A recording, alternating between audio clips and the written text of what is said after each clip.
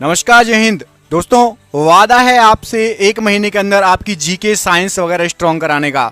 आज के इस वीडियो में हम बहुत ही शानदार क्वेश्चन लेकर आ गए हैं।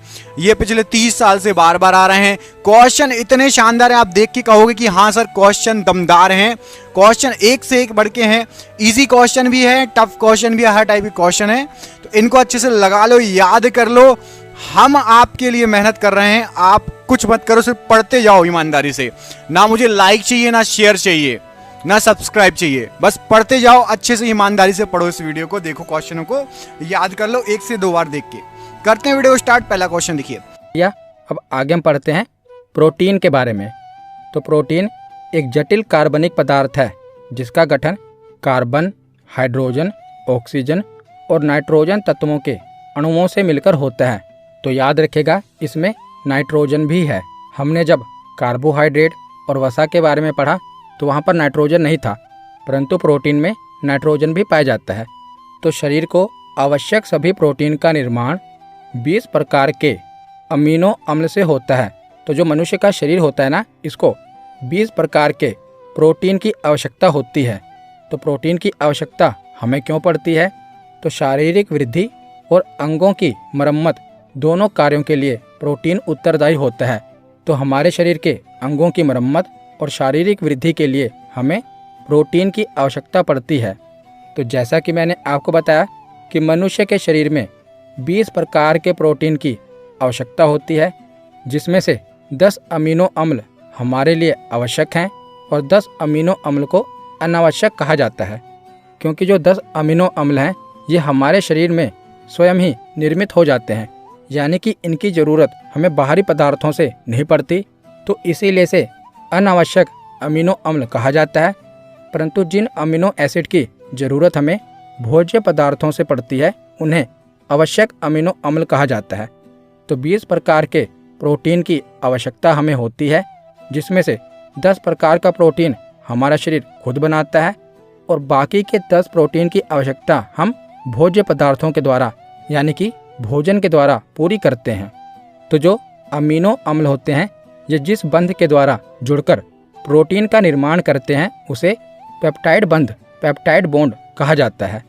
तो मानव शरीर का लगभग 15 से 17% भाग प्रोटीन का बना होता है और प्रोटीन प्रति ग्राम 4.2 किलो कैलोरी ऊर्जा प्रदान करता है।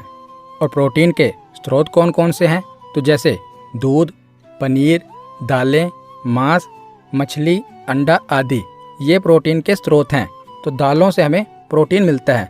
परंतु याद रखिएगा, अगर पूछा जाए कि प्राकृतिक रूप से हमें किससे सबसे प्रचुर मात्रा में प्रोटीन मिलता है, तो हमें सोयाबीन से सबसे प्रचुर मात्रा में प्रोटीन मिलता है। तो सबसे ज़्यादा हमें किससे प्रोटीन मिलता है? सोयाबीन से। अगर हम सोयाबीन को खाएं तो सोयाबीन में लगभग 42% प्रोटीन होता है।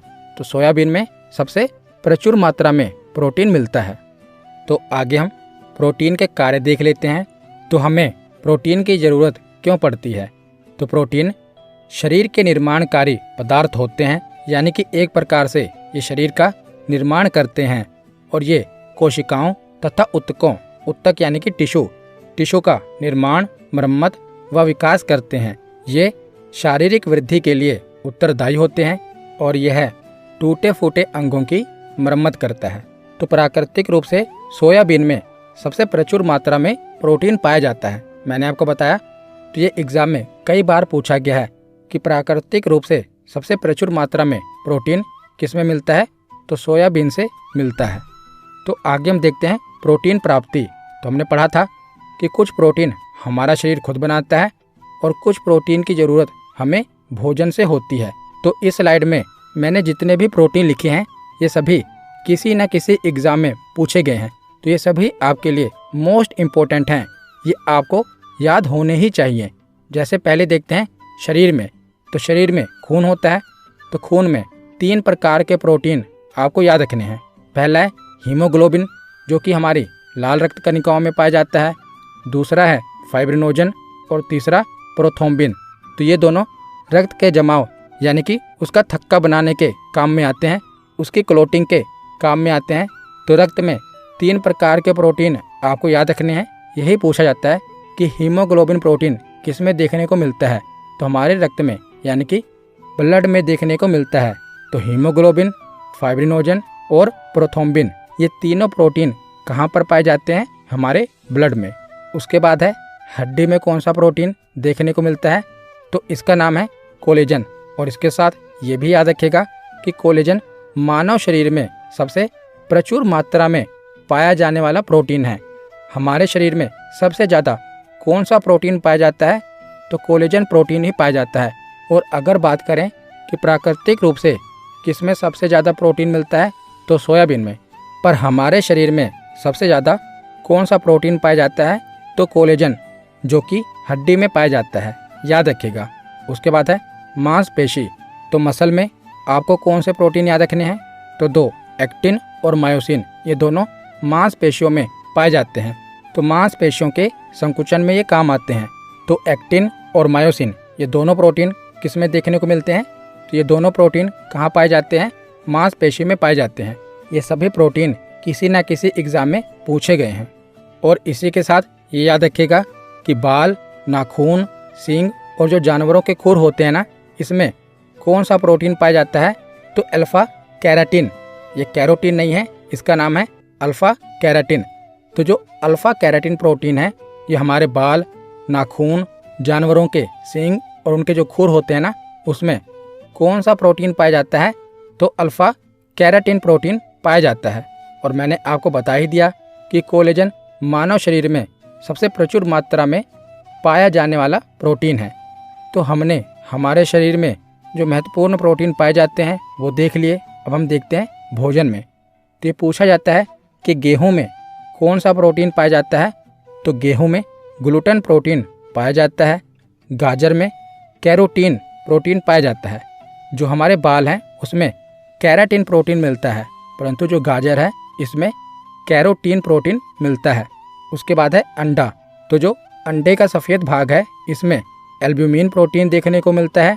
और जो इसका पीला भाग होता है, यानी कि जो अंडे की जर्दी होती है, इसमें विटेलिन प्रोटीन होता है।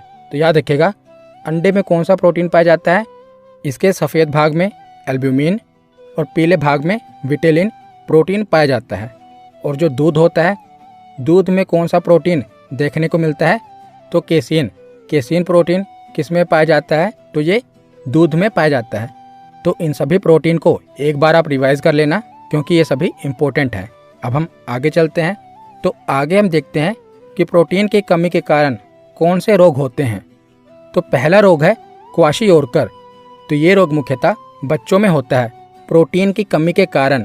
इसके कारण शरीर एवं मानसिक वृद्धि रुक जाती है तथा हाथ पैर सूख जाते हैं और पेट फूल जाता है।